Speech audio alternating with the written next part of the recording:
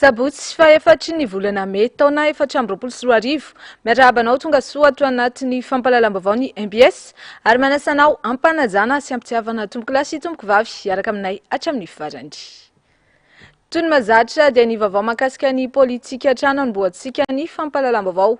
Tokana ny kandidat atolotry ny vovonana firaisan-kina misy ny antoko-tiako Madagasikara amin'ireo distrika rehetra nandrotsahany ny vovonana firaisan-kina kandidat amin'ny fifidianana solombavambahoaka ho avy izao hoy ny filoha Ravalomanana mpiara-mitantana ny vovonana firaisan-kina androany. Tetika ampizarazarana vato sy kajikajy politika azo andikana ny fahamaroan'ny kandidat milatsaka ho fidina. Mila fijoroana sy fandraisana andraikitry ny olom-pirenena rehetra ny fifidianana solombavambahoaka ampitsarana ny fampitran'ny malagasy izay miompampana amin'izao fotoan'izao. Fanadihadiana ataony Ando Miaratina sy Mathieu Princy.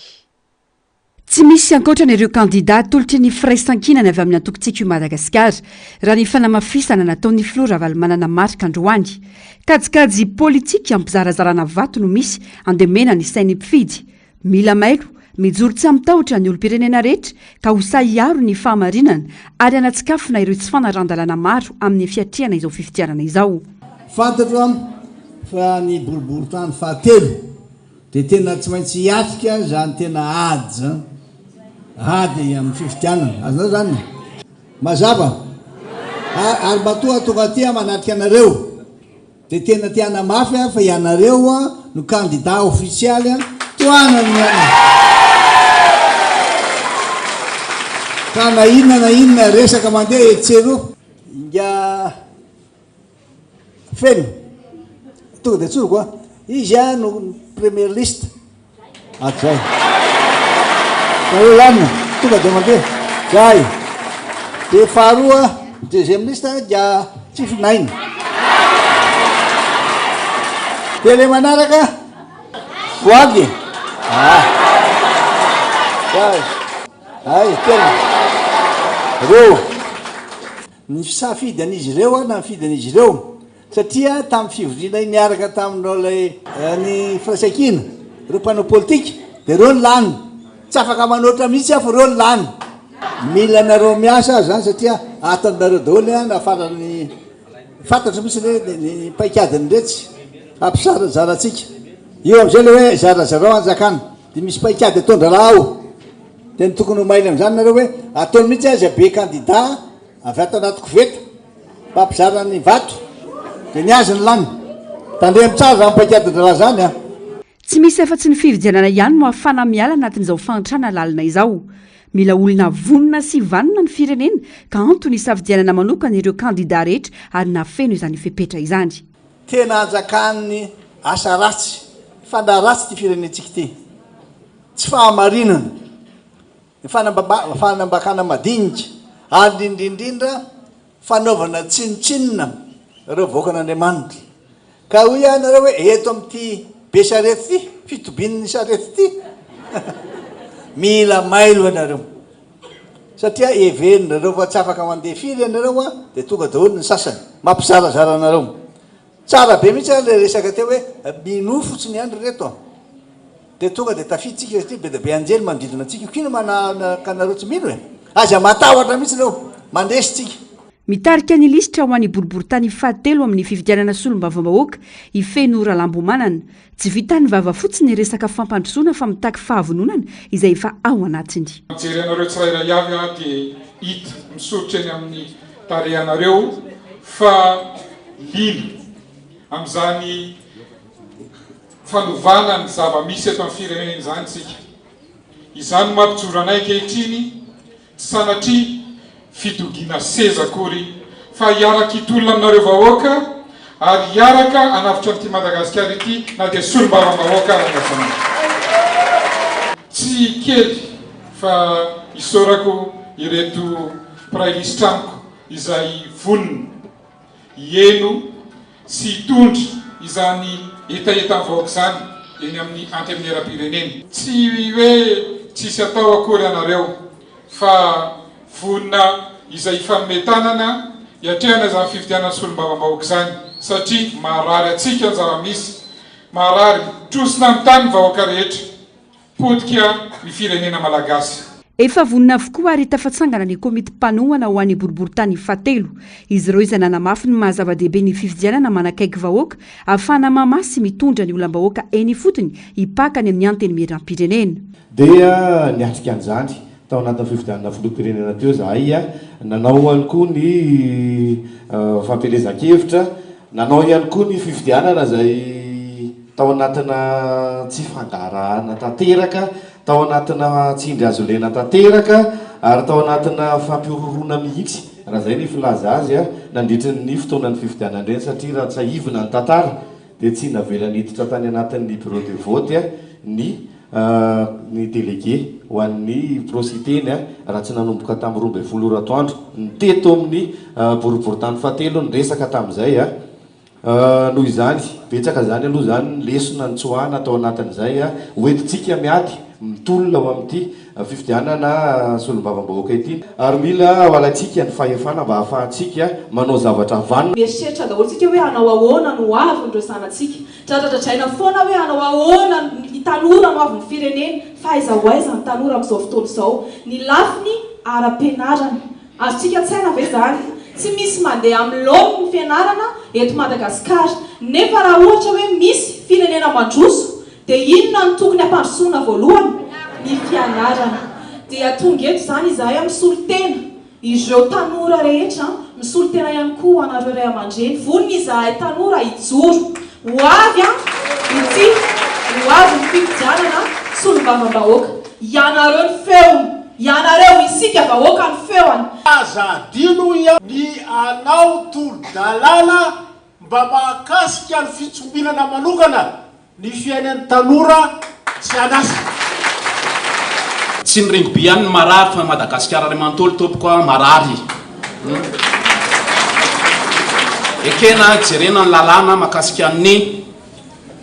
tanora jereo ny lalàna rehetra fa mamevana ny sasany ny lalàna fa tsoan'ny vahoaka malagasy tompoko potika Madagasikara raha tsy ilaza fotsiny afa-tsy ny firaisana fahatelo lehibe teto zay efa tamin'ny 30 taona lasa teto ny mpitalakana raha tsindra fahavaratra hatramin'izao 30 taona ty arina mbola mipitalakana foana amin'ny fahavaratra ngamba tsy be sarety tsony tokony atao anaran'ity toeran'ity raha tsy miovy ty fitondran'ity fa be lakana ndray ngambany ankoatra ireo efa najoro misy komity milatsangana ndavorariana ny asa mialoha mandritra ary aoriny ny fifidianana ny Flora Valmanana dia efa nomankazo ireo fa misy anankiray tena zava-dehibe mihitsy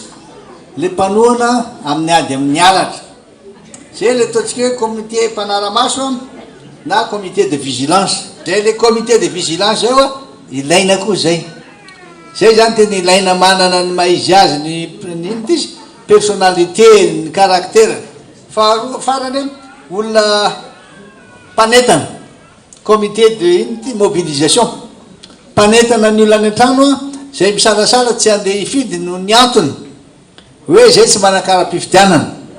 dia mazava aminareo tsara angambany fa mahatonga azy tsy manana le kara-pifidianana tamin'ny 16 novembre le tsy manjary iny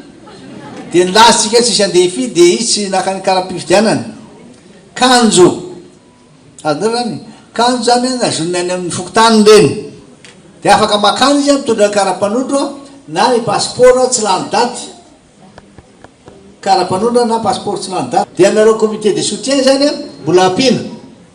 so anareo ma tsy tonga namana vao mavomavo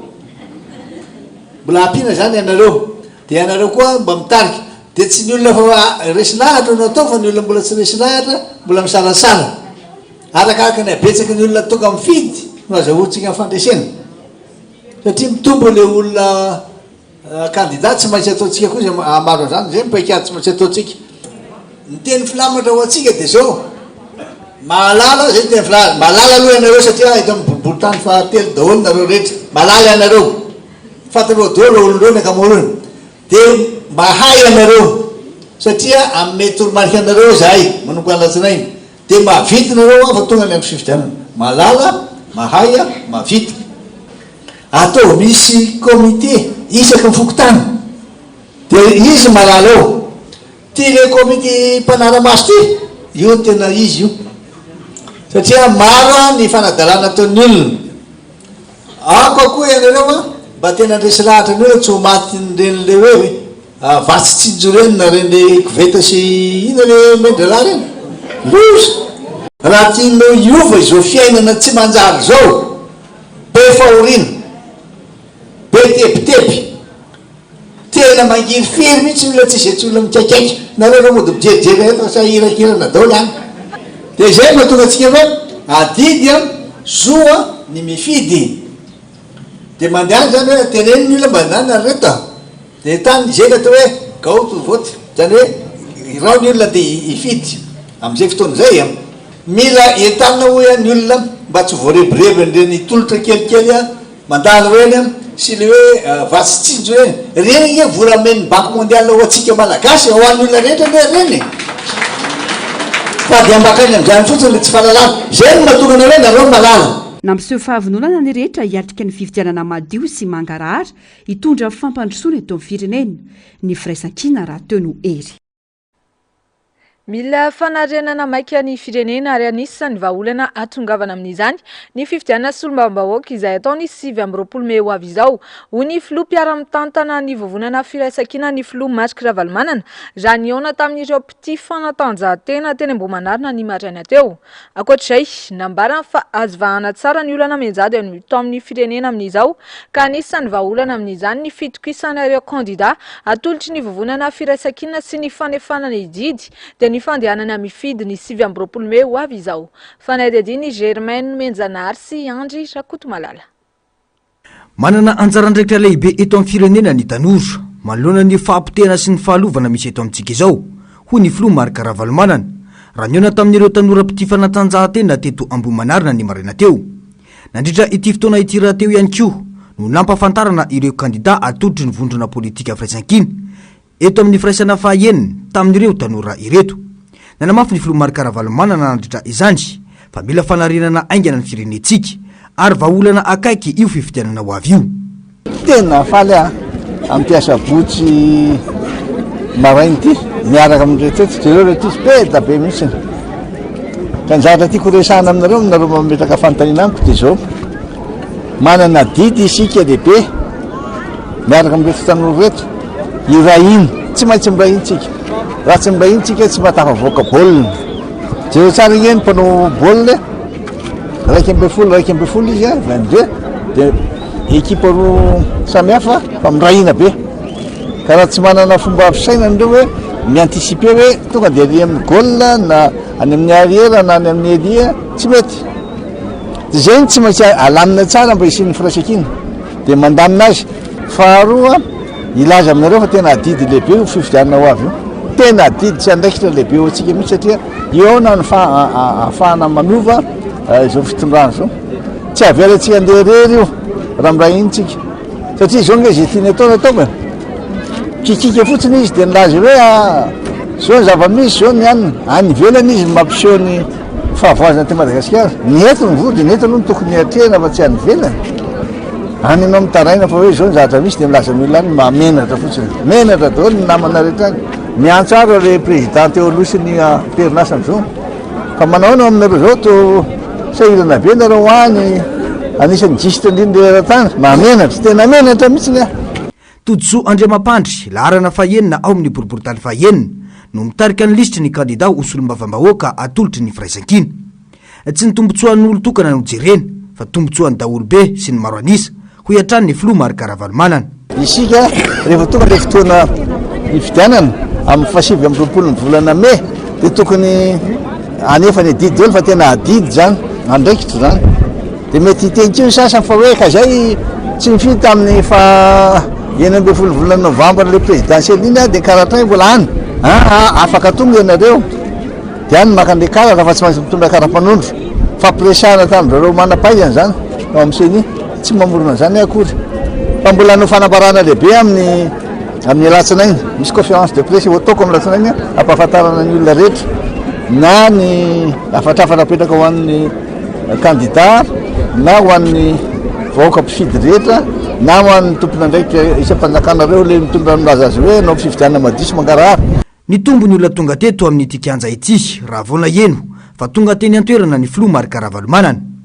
Tsy naharitra ireo ren'mpianakaviana nitondra ny etaetan'izy ireo tamin'ity ray aman-dreny izay any sisa azo anteherana manoloana izao fasahirana na lalina izao. Ny mpianatry ny MPP dia mpandoavina vola ratsy mety toraka izany koa ny any amin'ny lycée, ny any amin'ny BPC, ny any amin'ny ary asary amin'ny université. Tsy magaga raha tsy mianatra isony ny zanaka malagasy satria ampandoavina vola zay vao tafiditra. Mpianatry ny MPP zay tamina zaza tamin'izany tsy mba nandoha vola zany raha niditra tany MPP fa mamaipona nefa ankehitriny raha tsy manam-bolona ny ray aman-dreny dia iny fa petrapotsiny ary tsy mianatra dia lasa zangabao. Faharoa manaraka an'izany eo amin'ny fahasalamana na hoana moa ny lazaina hoe hôpitaly mpanjakana nefa dia na ny compresse na amin'ny alkôla ninina dia tsy manodina. Nanamafy ny Filomary Karavalomanana fa azo vahana tsara izao olana mianjady amin'ny firenena izao ary anisan'izany ny fametrahana fitokisana amin'ireo kandida atolotry ny vondrona firaisankina ireo. Anarina zany tsika fa tsy maintsy azo ny fahefana vao manao zany tsika. Ahafahana mahazo ny fahefana an'io raha tonga fidon'ny olona.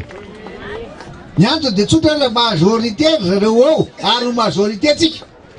Dia afaka milaza hoe zao ny lalàna tokony apetraka. Satria ny parlement na ny any amin'ny antemerim-pirenena na ny amin'ny assemblée nationale afaka mamoaka lalàna. Fa zao mantsy izy laza hoe zay maro anisa dia zay teneniny eo dia tonga dia marina daholo na zavatra tsy marina ary na zavatra tsy mety ary. Fotoana tsy nampoizina ny fidinana ifotony tampoka natao ny Filomary Karavalomanana teto Ambohimanarina. Eo amin'izay vaovao mahakasika ny fifidiana izay hatrany, ny osika amin'ny fifidianana sy ny fanodikodinana ny voka-pifidianana ho tombotsoan'ny kandida ny fitondrana no tena olana ho an'ny fifidianana izay ho solombavam-bahoaka. Atao eto amintsika ny 7 Mey ho avy izao io raha ny fahitany vovonana firaisankina zava-misy ankehitriny. Betsaka manko ireo paipaika politika tsy ara-dalàna misy eo amin'izao fotoan'izao mialohan'ny fifidianana kanefa atao mitazapotsiny ireo tompon'andraikitra eo anivon'ireo rafitra mikirakira amin'ny fifidianana. Raha tsy teny afa tsy ny voamera mahaleo tena misana amin'ny fifidianana sy ny fitsarana avy momba ny lalam-pandrenana. Fifidianana manakaiky vahoaka eny fotony anefa amin'ny fifidianana solombavam-bahoaka. Ikendry ny azo ny fahefana amin'ny alalan'ny fomba demokratika mba hamerenana ny firenena amin'ny lalamarina makany amin'ny demokrasia, hamerenana amin'ny fanjakana tan-dalàna ary hanajana ny zon'olombelona ny vovonana firaisankina. Ireo no fepetra takiana hiantohan'ny fitoniana ara-politika sy ny fampiarana amin'ny politika pampandrosoana maharitra ho an'i Madagasikara.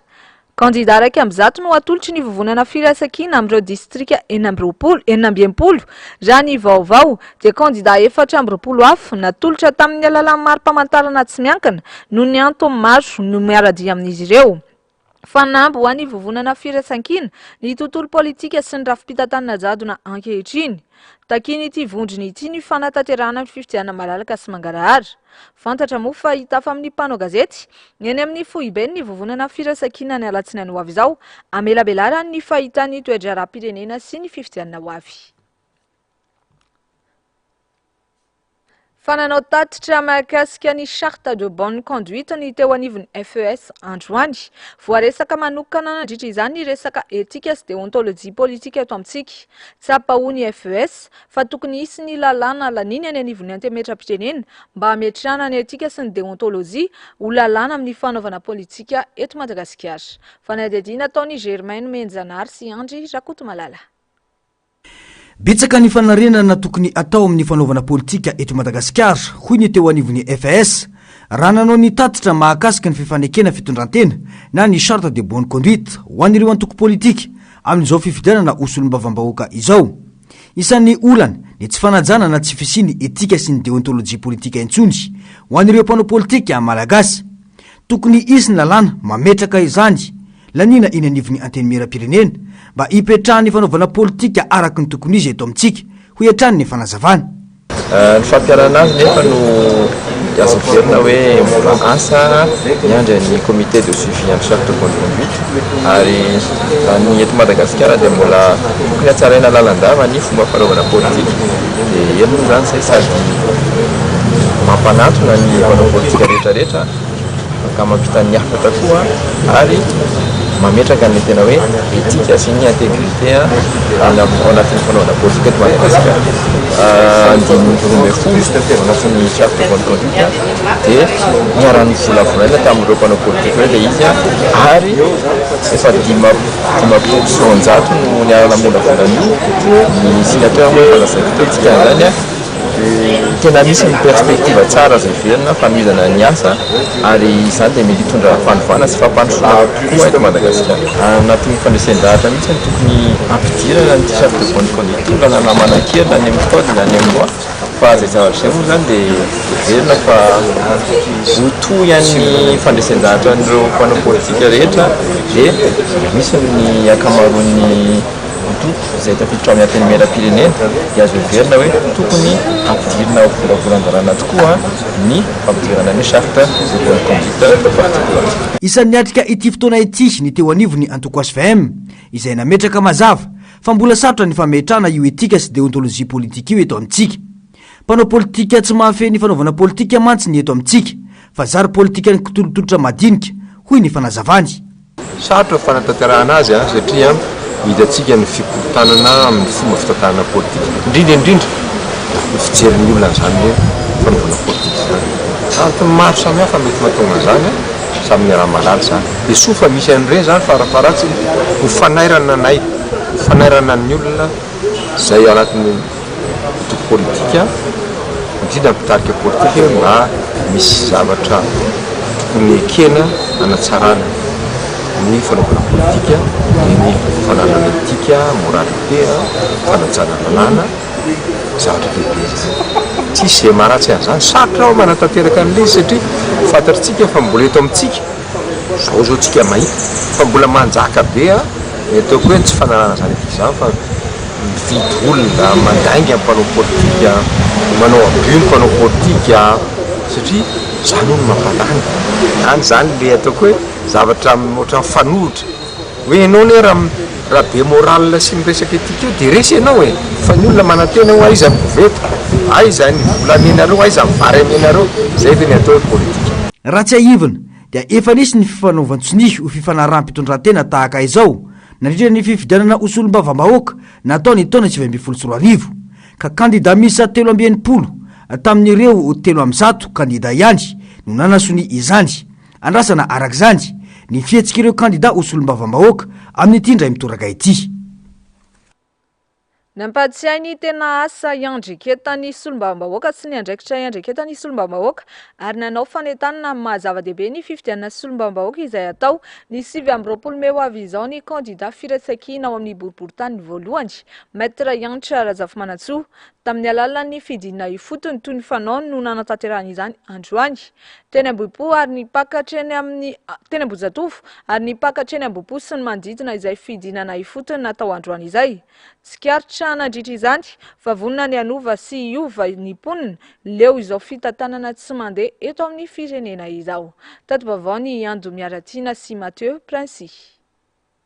Miain'ny feo sy etahitam-bahoaka nanentana ny mahazava-dehibe ny fifidianana solombavam-bahoaka izay ataony 7 Mey ho avy izao nilitry ny kandida firaisan-kina amin'ny boriboritany voalohany no tariany Maître Yantra Razafimanantsoa. Teny an-tsena rehetra teny, teny amin'ny elakelan-trano, ny pakatra amin'ny avy indrindra no nanohinan'izy ireo ny fidinana ifotony androany. Tsikaritra atao anatin'izany fa resy lahatra ny tokony sy ny fanovana eto amin'ny firenena ny rehetra. Ny olona ananay izao dia eto amin'ny resaka fivarotana izany dia tena hita mety hoe kivy mila tsy avelo tena intsony. Raha sanatria marary tsy afaka mandeha dokotera. Hoe nohanina an'io tadiavina an'io, nohanina rapitso tadiavina rapitso. Dia tena mahatsiaro sahirany, tena sahirany. Tsy haiko hoe ny olona mihitsy ve no tsy manam-bola mihitsy fa dia tsy mandeha ny sena. Ny olona tsy manana asa, zay mihitsy no antony. Tsika ilay mila manofa dia isika ilay tsy miova mihitsy koa moa tsika zany atao anatin'izay hoe tsika ihany eto ny fivelomanay tsy manambatsy zay dia mamely tena zordira ny tsindrianay eto foany zay afa-tsy entsony zay fa trefa maty le zanako anankiray tompoko fa bo manofatrany kely eny akadimbahoaka eny dia ataon'olona tantely afadrakotra fatria zay tsy mahazo an'le zay tsy mbo metehitra an'izany tosika fa mensy vatitsinjo eto amin'ny zordira foany saondry ka tsy misy afa-tsy mifanovana zay mihitsiny anisan'ireo fokotany mandrafitra ny boriboritany voalohany ety amin'ny faritra avo sokajian'olona izay sary piaro amin'ny taniny sy ny fananany amin'ny fisian'ireo vakoka sy arena misy ety an-toerana tsy voavidy vola ary vona andray an-tanana no avy amin'ny fandraisana anjara amin'ny fividianana zavatra hitantsika ety dia presque ety ambony ety no ahitantsika ny atao hoe patrimoine eto Antananarivo zay no anisan'ny mahasary piaro azy ny fikitianan'ireny sy ny tsy firarahinan'ireny patrimoine ireny anisan'izany io Colisée ao anatin'ny rovana Antananarivo io anisan'izany ny fikitianan'ireny lalana reny pavé ireny trano reny dia anisan'ny mahasarotin'ireny olona mipetraka aty faritra avo ny antony dia saika taranaka sy olona nandova n'ireo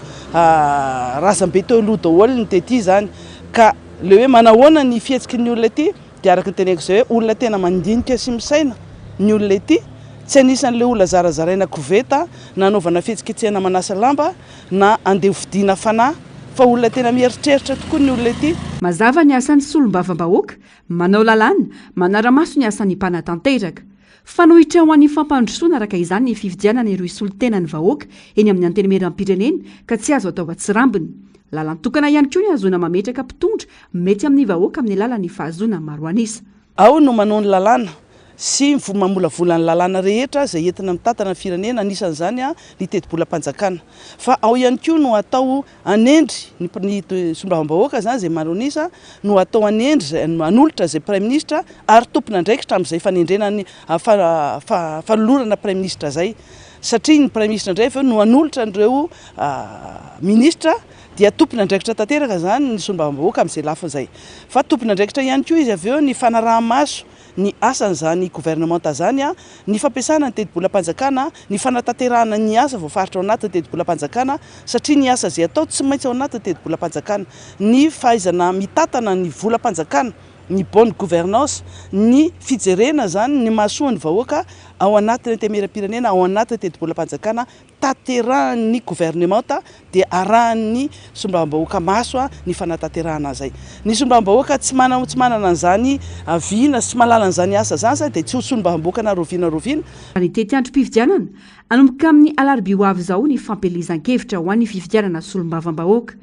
mila ny rehetra mandraindraikitra izany manomboka amin'ny fisoratana anarana tanaty lisym-pividianana ny fakana ny kara-pividianana eny amin'ny fokotany azona mifidy ny fanarana toromarika ary ny fandehanana mandro-tsabato amin'ny androm-pividianana fotoana ihany koa izy ho ijoroan'ny rehetra tsy ho voavidim-bola izay fomba ratsy manimba ny fanaovana politika ary mitraika amin'ny fiainam-bahoaka fa manoloana ny asa rotam-piainana ankehitriny dia maro amin'ny malagasy no tsy afaka mitsabo tena intsony tsy manana vola anatonana mpitsabo sy hividanana fanafody manoloana izany ny sitraka fizahan-pahasalamana maimaim-poana izay no karakarainy kandida laharana voalohany ao amin'ny boriboritany faefatra Rina Randriamasinoro ny mponina ao amin'ny fokotany Ampefilo Ambodirano androany nambaran'ny ity kandida ity nandritra izany fa itony ny hetsika fanomezana fizahan-pahasalamana maimaim-poana toy izao Germaine Menjanary sy Andry Rakotomalala no mitatitra izay vaovao izay ankoatra ny fiakaran'ny vidim-piainana dia olana manokana atrehan'ny malagasy ankehitriny ny sehatry ny fitsabony sehatra sosialy isan'ny azahoana fitarainana noho ny tsy fisiany vola hoentimanana amin'izany fitsaboana izany ho an'ny ankamaroan'ny malagasy voampirofo io nandritra ny hetsika fizahan-pahasalamana maimaim-poana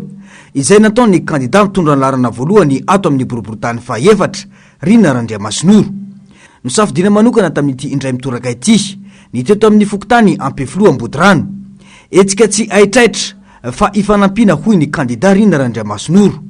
nambaran'ireo vahoaka izay nijoro vavolombelona teto fa tsy takabidy intsonjy izany vidim-panafody izany ankehitriny noho ny tsy fisembola indray mandeha isan'andro ihany izy ireo no mihinam-bary ary tsy misy olona mijery na dia mba hitondra fitarainana fotsiny aza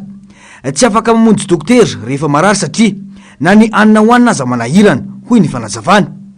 ny mba amana ny olana treanareo izao no antony joroko ankehitriny hoy ny kandida Rina Randriamasinoro. Tsy maintsy mirahina nefa mba ahafahana manatratra izany fiovam-piainana izany. Mila solombavam-bahoaka saisy vonina marina tena iady ho an'ny tombotsom-bahoaka fa tsy solombavam-bahoaka ho mpanangatanana fotsiny na anao merci président na dia hita fa tsy mahasoan'ny vahoaka zany fanapahan-kevitra raisiny hoy hatrany ity kandida ity. Mazava mantsy ny tarigetra apetraka ny kandida izay atolotry ny firaisan-kiny dia ny mba iverenan'ny Madagasikara ho an'ny malagasy ka ny vahoaka ety fotony no tena isitraka ny tombotsoa ka tsy hijaly intsony amin'ny fitadiavana ny arapaka isan'andro na tsy atsabo tena toy izao intsony hoy hatrany ity kandida ity. Nanamafy ny tenany fa itoy isaky ny sabotsy ny etsika toy izao fa tsy indray mandeha fotsiny raha ny fanazavany.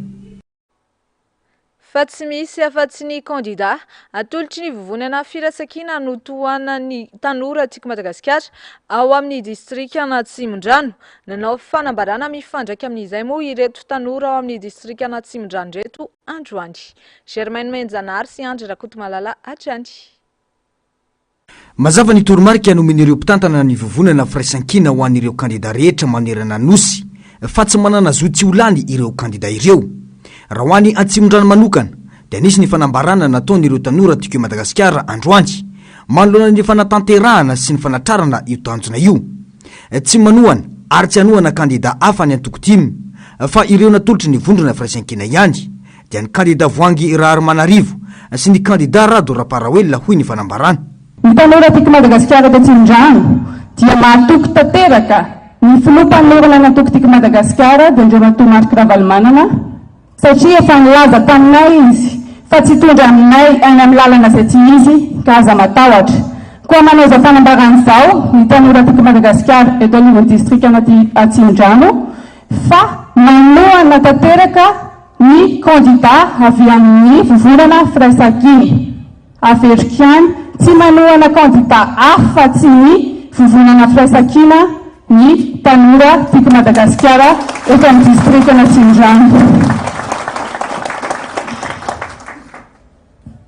Nisy fotoana tafidinan'ny filoha amin'ny antoko mpanorona ny tiako Madagasikara teto amin'ity toerana ity ihany dia niteny izy ireo hoe tsy manana zo tsy olany ireo kandida antsika ireo. Taky zavatra be da be zany amintsika. Tsy manana zo tsy andraindraikitra tsika rehetrarehetra ireo mba ahafahantsika manakatra ny maro anisa ao anivon'ny antenimera-pirenena. Noho izany mila mijoro tsika, mila saha etano ny namana rehetrarehetra any ambadimbadika any izay mbola varim-barina, izay mbola matorotoro, izay mbola ao anatin'ny fisalasalana tanteraka. Tsy isika rehetrarehetra ireo ny mararado izay hoe tsy isika rehetrarehetra ireo intsony no andeha hifandresy lahatra fa efa esy lahatra isika matona maliny antsany io izany hoe natambatry natoko politika isika dia tonga fa le hafa mbola varim-barina rehetrarehetra any ny hafa mbola matoritory any izay ny adidiny andratsika mivoaza mitsangana raha sy mandraikitra etany ny olona rehetrarehetra etany ny olona hifidy azavao amin'ny olona foto-kevitra atsika firaisan-kina ny kandida atsika sahi mijoro amin'ny tanindrazana ndao iady amin'ny tombotsoa-pirenena satria izay ny adidy lehibe mindrantsika ireo ka mila ataontsika izay dia amaranako ny fitenenako tsy maintsy mijoro amin'ny firaisan-kina Atsimondrano isika rehetra ireo satria tiako tianao ary tiantsika i Madagasikara. Ny tolakandro io dia nisy avetrany ny fampizarana toromarika sy paikady teo amin'ireo tanora Atsimondrano ireto sy ny kandida Voangy Raharmanarivo. Mazava ny tanjony dia nopodro ho an'ny firaisan-kina Atsimondrano. Fa nandiso ny filazana fanamboarana ny lakan-drano eny Ambatobevanja Andohalo ny solombam-bahoaka Maître Yantra Razafimanantsoa androany. Nandeha mantsy ny feo fa ity solombam-bahoaka ity no nanao asa izay miteraka fimemenonana ho andram-ponina sy ny mpampiasa lalana. Tsy tafiditra ao anatin'ny asa nataon'ny Maître Yantra Razafimanantsoa ao anatin'ny siady ity tetika sy ity rano fanambarana nataony tamin'ny mpanao gazety Ando Miaratina sy Mathieu Prince androany. Misy mampiasa ny anarany solombavambahoaka Maître Yantra Razafimanantsoa no sady kandida amin'ny boriboritany voalohany ho mampanao tetikasa lakan-drano eny Ambadobevanja Andohalo tranga izay miteraka fahasahiranana sy fimenomenomana ho an'ireo mponina sy ny mpampiasa lalana no ny fanamboarana fototra-afitrasa tsy manaraka ny fenitra no miteraka fahavoazana ho an'ireo mpampiasa azy. Nandiso filazahana io ity solombavam-bahoaka ity ary nanamafy fa fampitaovana ireo sampana ra-panjakana samihafa no iompana ny siadiny amin'ny taona 2024 fa tsy resaka fanamboarana fototra-afitrasa tahaka izao. Dia izany moa zany no teny amin'ny fomba ofisialy hoe tsisy idirako sady tsy izao maître ianatra no manao an'izao asa zao ety. Olo-kafa zany no mampiasa ny anarako ety fa tsy misy idirako mihitsy io. Raha ohatra ka ao anatin'ny atao hoe siadina CLD dia tsy anisan'ny programme anasako io. Programme anasany maître ianatra amin'ity taona 2024 fa ny 2024 mbola vao en cours fa ny 2024 dia resaka fourniture fanomezana matériel informatique sy photocopieur ho anna sampana maromaro zany na ny commissariat na ny sekoly ny lycée sy sisa zany fa tsy nanao antony fototra-afitrasa ohatran'izao zay ka manambara ny olona ety fimponina ety moa zany hoe tsy idirako mihitsy io na dia kely ary fa olona mampiasa ny anarako angamba no misy zany zay lafiko ary meloka raha ohatra ka ny anarako no entina manao zavatra sy antontona zavatra ohatra. Sahirana manoloana ny fisian'ity lakan-drano tsy misarona ity ireo mponina ity. Miteraka fahavoazana ho any ankizy sy ireo efa nahazo azy taona zany ankoatra ny fiandrona ny rano sy ny fako. Tery ny lalana, misy sasany amin'ireo fiara ihany koa no mitsoka avokatra izany. Zalana satria zao ohatra hoe manankizy kely dia lalana nefa tsy saromany zareo dia rano be midina zany dia miangona eo le fotaka sy le fako avy any ambony rehetrarehetra dia lasa mampimenina olo dia ty lalana ity sens unique dia indraindray nefa misy tomobile manao double sens amin'ilay izy dia lasa tsy afaka manaraka an'ilay sisiny ilay izy fa lasa miteraka accident ilay izy dia tena mangataka aloha izay hoe saromana ilay izy satria izay misy sasakely dia indraindray koa nefa vidina hariva lalana maizina dia jiro tsisy mirehatra tsony ety dia miteraka accident ilay izy dia mangataka izay hoe aloha ilay averina saromana ty sarina dalina teny ambany teny dia ny angaviana le zareo nanao an'ilay lalina hoe tsy septany ankizy kely dia alolo bataina averina. Nandritra ny fidinana ifotony nataon'ny maître Antra Razafy Malantsò no nitondra ny fanazavana mahakasika ity tranga ity. Mbola eny an-toerana avokoa moa ny fiarabe sy ireo teknisianina saingy tsy fantatra mazava ny tena tompony sy nampanao ny asa. Lafim-baovao hafa tanteraka kosa indray dia nanao fanambarana iombonana manoloana ny Rara Sokake Arivo sy Varika 2020 sarona tany Thaïlande ny WWF, ny Transparency International Initiative Madagascar sy ny Trafic ary ny Alliance Voargasy Androany. Manapirofo ny fisina tambazotra mpanao trafika eto an-toerana amin'ny famarondreo biby naondrana tratra tany Thaïlande ary nisy koa ny fampiasana ny lalan-dranomasina na ny voie maritime na ahafahana namoaka azy ireny ho ny fanambarana. Mitaky araka izany izy ireo nanokafana fanadihadiana lalina mahakasika ity tranga ity ahafantarany asafana manasazy ireo tompony andraikitra tamin'izany. Tsy aivina fa ny sokatra dia voasokajy ho isan'ny biby ahina ho lany tamingana indrindra na en danger critique d'extinction avec une Union internationale pour la conservation de la nature ao anatin'ny annexe 1 de la Convention sur le commerce international des espèces de faune et flore sauvage na ny CITES. Varika kosa dia tafiditra ao anatin'ny biby arovana ao anatin'ny catégorie 1 du décret 2006/400 du 13 juin 2006 amin'ny fanasokajiana ny karazana bibidia. Noho izany dia misitraka ny fiarovana tanteraka manerana ny tany Repoblika Madagasikara ny sokake sy ny varika ary tsy azo azaina na samborina na tazomina akory azy. Araka izany mahavoasazy roa hatramin'ny 10 taona an-tranomaizina miampy lamandy 100 tapitrisa hatramin'ny 200 miliara ariary ny fakana biby antsokosoko ao anatin'ny faritra arovana araka ny andinin-dalàna laharana 524 tsipika aotraotra 5 tamin'ny 9 febroary 2024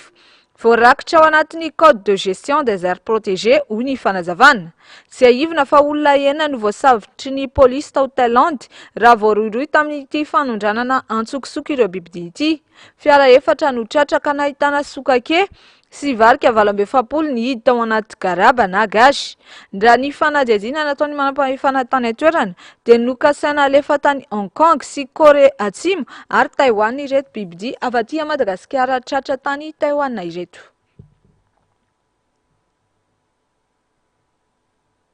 eo amin'ny lafim-baovao mahakasika ny fanatanjahantena kosa indray dia nisokatra tamin'ny fomba ofisialy androany ny fanitsanana baolina kitra firaisan-kina etsy Ambohimanarina. Tonga niatrika izany ny filoha mpiara-mitantana ny vovonana firaisan-kina filoha Marika Ravalomanana androany. Tsy mpikarakara fotsiny ny kandida Todsoa Andriamapandry fa nampiseho ny fahaizany teny ambony-kianja ihany koa nandritra ity fifaninana ity. Germaine Menjanary sy Andry Rakotomalala no mitatra izay vaovao izay. Omby matavy no loka ho an'izay voalohany, fanamina ho an'ny faharoa, ary lela vola kosa ho an'ny fahatelo sy ny fahaefatra. Ireo no loka atolotra mandritra ny fanitsanana firaisan-kina izay tanteraina eto amin'ny kianja ny Vama Ambodivonikely Ambohimanarina. Kluba 300 mahery no nandray anjara ka ny 4 Mey izao no anaovana ny lalao famaranana. Vao tamin'ny alata moa zany no vita ny finale teny amin'ny kianja na Pasamborona teny Bojo ho an'ilany andrefana rehetra iny dia ny an'io zany dia nangataka ny tanora sy ny mponina hoe asio indray aty amin'ny faritra atsinanana rehetra aty zany dia zay ny antony hoe androany zany ny fanombohan'izay tournoi firaisan-kina izay tournoi rapide zany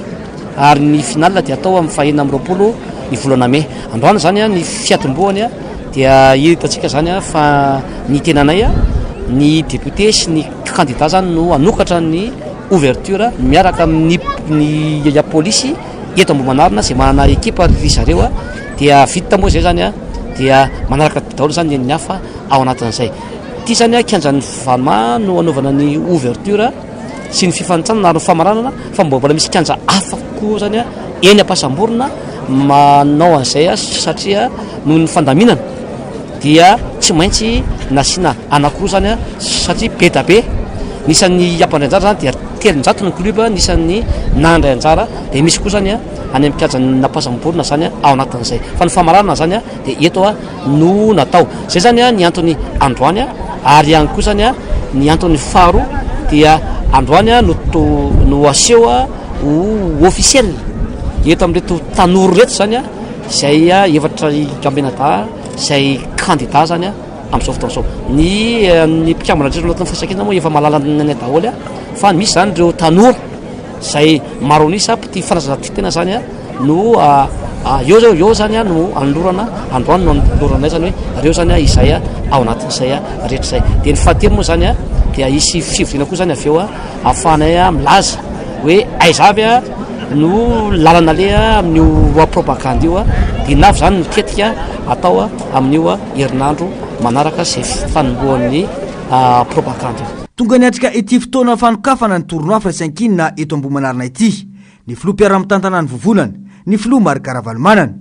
ny FC Papy sy ny kluban'ny polisy eto Ambohimanarina no nanao lalao fanokafana. Nanindry mafy ny ekipan'ny polisy teny Ankianja ka nisantatra ny fampidirana baolina. Niova nefa ny lalao raha niditra teny Ankianja ny kandida Todsoa Andriamapandry avy ao amin'ny FC Papy ka voasahala io isa io. Ny farana teo amin'ny isa iray noray ny lalao fanokafana.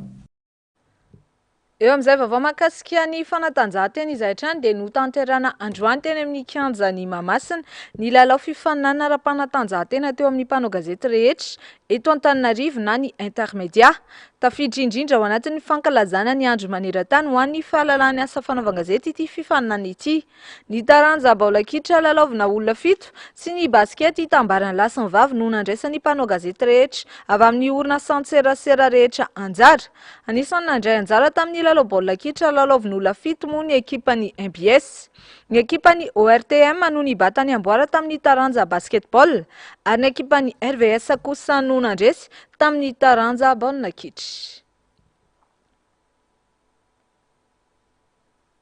Eo amin'ny maresaka avy any ivelany kosa indray dia mavesatra ny taketra navelany ady eo amin'ny Israel sy Palestine izay fanaharitra ambolany maro amin'izao fotoana izao. Tsy misy ny fitsarana ady na dia efa nisy aza ny fifampiresahana hitadiavana marimaritra iraisana eo amin'ny roa tonta. Vokatra izay dia nanapa-kevitra ny anatsahatra ny fifanakalozana ara-barotra amin'ny Israel Turkia ambara-pisiny izay fampitsarana ady izay. Fanadihadiana. Natsahatra ny fifanakalozana ara-barotra amin'ny Israel sy Turkia ratsy mitsahatra ny ady eo amin'ity firenena ity sy ny Palestiniana. Hatramin'ny androany dia mbola mitohy hatrany ny fanafiana any Gaza ataon'ny Israel palestinianina 2 sy 100 sy 4 sy 3 alina farafakeliny no namoy ny ainy vokatry ny ady eo amin'ny reto firenena roa ireto. Vehivavy sy ankizy no maro anisa tamin'ireo namoy ny ainy raha ny antotanisa.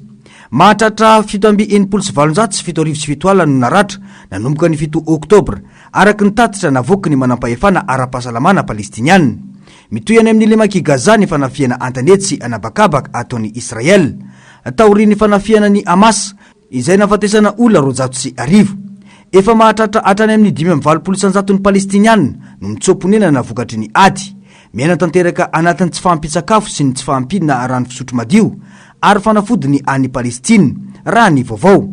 Manodidina ny 100 ny foto-drafitrasa any an-toerana ihany koa no simba tanteraka araky ny tatitra nataony firenena mikambana. Ny fandaharana ahoana marina sy Global News ary ny horonan-tsary mitondra ny lohateny Spiderman no aranao aorian'izao fampahalalam-baovao izao. Makasitraka anao ny araka aminay hatramin'ny farany. Mame fotoana anao ny sampana fampahalalam-baovao amin'ny herinandro indray. Veloma tompoko.